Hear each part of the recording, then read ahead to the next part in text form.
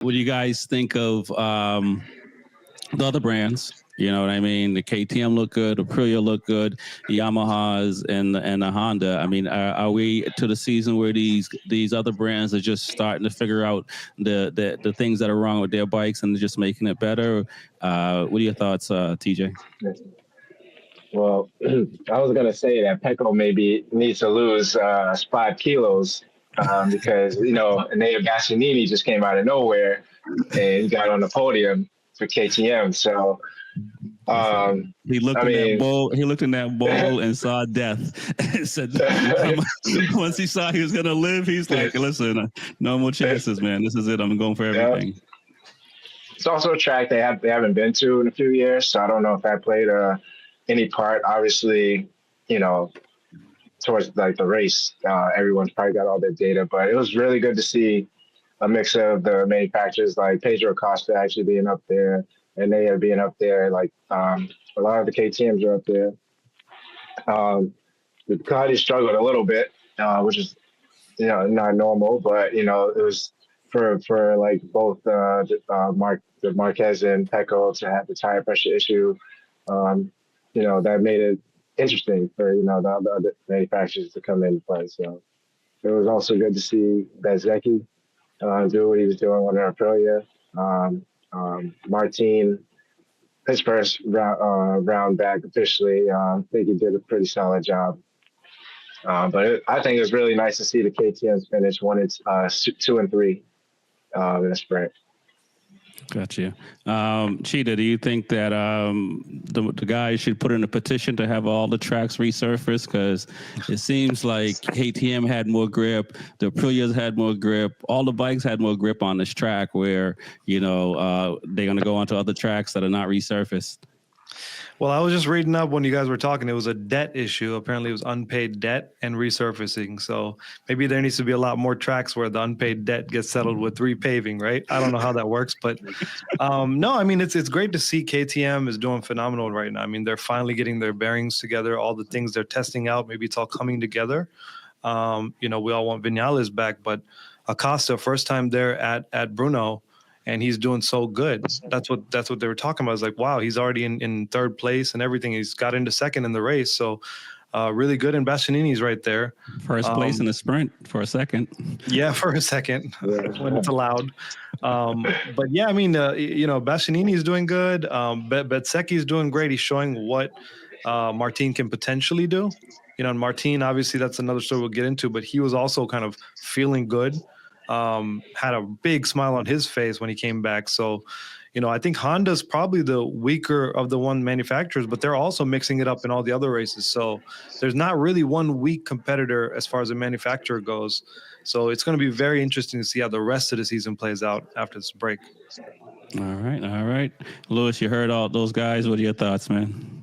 I think this and the next track are a little bit of an anomaly for KTM. This track and the next track, which is the Red Bull Ring, leans really, really heavily on the strengths of the KTM. So I expect to see them doing the similar pace at the next round and even maybe the round after that at Hungary. But then after that, when we get back to Catalonia and San Marino and so forth, the KTM is probably going to start to struggle again because they can't lean on the horsepower as much as they have. I mean, the KTM is the fastest bike in a straight line. And if you look at this track had a lot of straight lines. So you're going to get a lot of competitive advantage. I think once the lines get a little shorter and the turns get a little bit more significant, that's where you see the KTM struggle outside of Vinales. And Vinales, to be honest with you, I think was the leading reason why they were doing so good because they were seeing what he was doing. And then now he's hurt. Right. And, even Pedro Acosta himself admits, like, he's a hothead and the people at KTM are hotheads. So it's hard for them sometimes to get on the same page because he doesn't know how to explain himself without probably getting super animated. Whereas Vinales can also get animated, but he can also really tell you what needs to get done. He's a little bit more mature, a little bit, a student of the game a little longer. Right. How crazy is it that Jack Miller helped them last year at the beginning of the season anyway, and now Vinales, and you got guys that been coming up through KTM their whole life, and they weren't able to make the leaps and bounds that these two guys are making. I mean, this is, again, how do you explain, how good are you at explaining what's wrong with the bike? If you go back to the pit and just give the bike to the techs and just say, well, this doesn't seem to be working, you need to be able to really tell this to the techs exactly what's happening. Because one, they're going to look at your data and they're going to tell you if you're full of shit or not. If you're like, dude, I'm breaking as late as I can, they're going to look at the data and be like, no, you're not. If they look at the data and say, hey, this other guy on the same bike is braking at this point, and in this sector, he's 0.32 seconds faster than you. You need to do what he's doing in this sector. And this other guy in this sector is doing 1 point something seconds faster. You need to do what he's doing in that sector. And this is what, being part of a team really is. And when you're in a motorsport like this and you have KTM, you have 4 riders, you're sharing the data because you want each rider to benefit from what the others are learning. And again, now, with Viñales out, I don't know how much of that good data is going away because obviously Binder's not giving good information. And Bastianini, he benefited from hella, fight of diarrhea. So, he wanted to just finish as fast as he could because he had to go to the bathroom before he shit his pants again. So that put a little bit of extra emphasis on him trying to finish as quickly as possible because he didn't want to brown up his suit. But I think Acosta now, maybe with a good base, can now take a couple steps forward. And like I said, the next 2 tracks do benefit the KTM. Right. Outside of that, Yamaha kind of did what they did. They were a little bit middling. The big surprise to me is Aprilia. Aprilia now has between Fernandez, who is fighting for his job, and I think he's doing a great job now. Like, if he can keep this out through the end of the season, I don't see why Trackhouse wouldn't want to sign him for another 2 years. Right. Yeah, I think he signed it till the end of 26. Yeah, I mean, I would probably try to lock him in. Yeah.